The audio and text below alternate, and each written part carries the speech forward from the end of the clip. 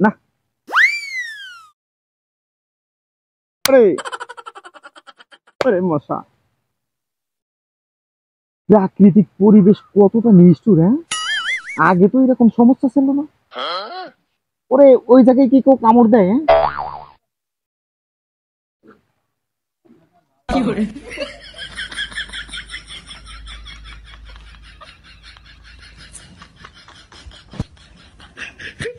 মাথাটা লাল করে দিছে। ওরে উপরওয়ালা যদি একে লজ্জা শরম দিত, তাহলে কি এরকম কেমন জায়গায় কামড় দিত, হ্যাঁ? আরামের কাছে আমার ব্যাঘাত ঘটাই দিল, বাড়ি দিকে আগবানি।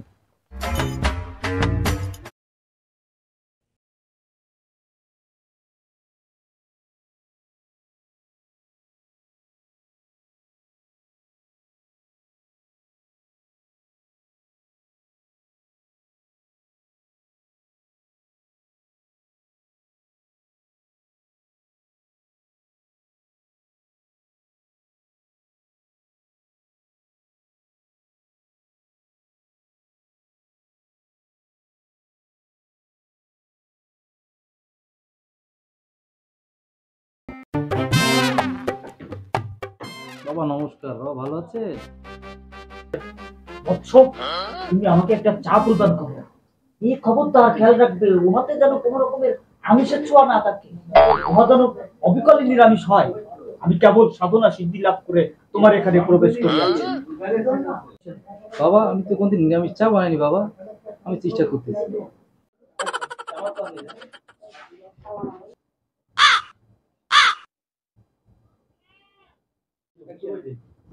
বাবা বাবা আপনার নাম বাবা। বাবা আপনি এখানে বসুন। বাবা আসুন, বাবা বসুন। বাবা বসুন। ওহে বৎস, এটা ধরো।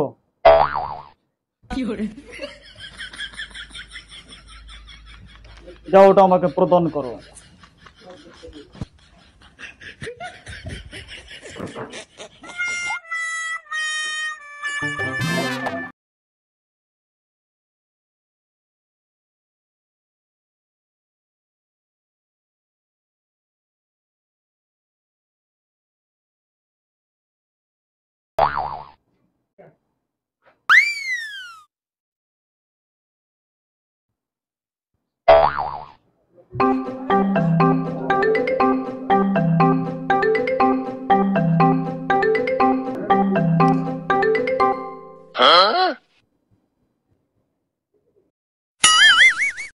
বৎস, তুমি এমন বাজে উদ্ভট পোশাক পরিধান করিয়াছ কেন? এমন পোশাক তো আমি আগে কখনো দেখি নাই। বাবা আপনাকে কি কখনো মশাই কামড়িয়েছে? আপনাকে যদি মশাই কামড়াতো তাহলে ঠিকই আপনি আমার ওখানে মানে পোশাক বানাতেন। আমি কখনো প্রাণী হত্যা করিনি। ওহে বৎস, আমার হাতে এগুলো কি দেখ, এগুলো সাধারণ এক ধরনের মশা। আমি কোনোদিন হত্যা করিনি, কিন্তু এই পর্যায়ে আমার হত্যা করতে বাধ্য হয়েছি। আমি বিরাক্তির পরে এদেরকে হত্যা করিয়াছি। আমি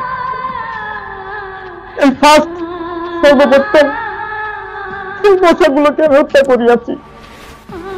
এদেরকে আমি গঙ্গায় যাব, ওখানে গিয়ে এদের পিণ্ড দান করব। ঈশ্বর যেন এদেরকে স্বর্গবাসী লাভ করায়।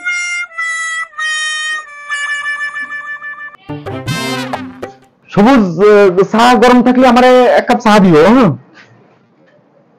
কি বিভৎস পোশাক! এমন পোশাক তো আমি আগে কখনো দেখিনি। ভাই, আপনি এমন বাজে পোশাক কেন পরেছেন? আপনাকে কখনো মশাই কামড়ায়নি? ওরে আমার তালের হাটির মতন ফাঁসা কামড়ায় লাল বানাই দিছে। ভাই, তুমি আমার জন্য একটা পোশাক এরকম বানাই দিও। এই জ্বালাতন আমার আর সহ্য হচ্ছে না।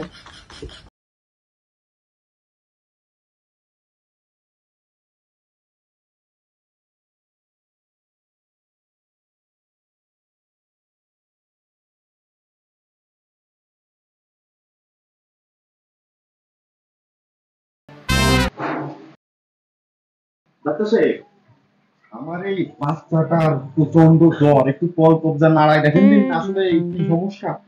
জ্বর? কতদিন ধরে জ্বর? এই মনে করেন আপনার 3 থেকে 4 দিন হলো, জ্বর মতো যাচ্ছে না, বুঝছেন? আচ্ছা দেখি, ভয়- জোরে নিঃশ্বাস নাও, জোরে জোরে।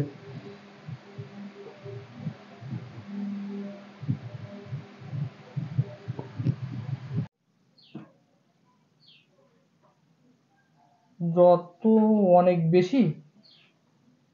কত ডাক্তার সাহেব? জ্বর 108। ডাক্তার সাহেব, আমি শুনেছি জ্বর 106 পর্যন্ত হয়, 108 পর্যন্ত জ্বর হয় এটা তো আমি কোনোদিন শুনিনি।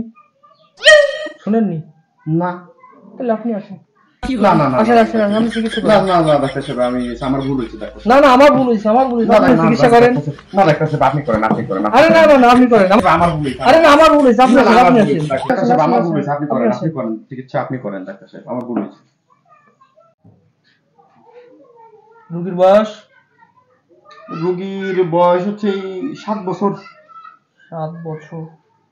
নাম? নাম হচ্ছে বাশার ইসলাম। আমি এই ওষুধগুলো লিখে দিলাম, এটা 3 দিন খাওয়াবেন। খাওয়ানোর পর কেমন হয় এটা আমার 3 দিন পরে এসে জানাবেন, ঠিক আছে? আচ্ছা ডাক্তার সাহেব, ঠিক আছে।